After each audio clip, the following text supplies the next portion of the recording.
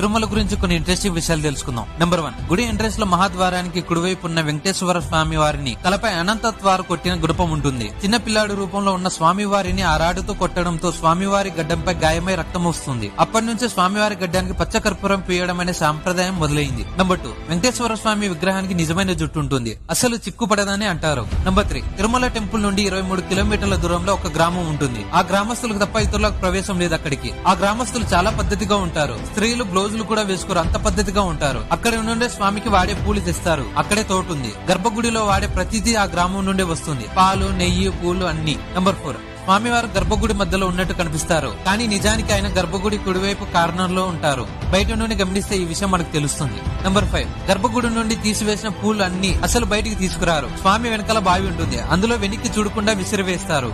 Number 6, స్వామివారికి వీపు మీద ఎన్నిసార్లు తుడిచినా తడిగా ఉంటుంది.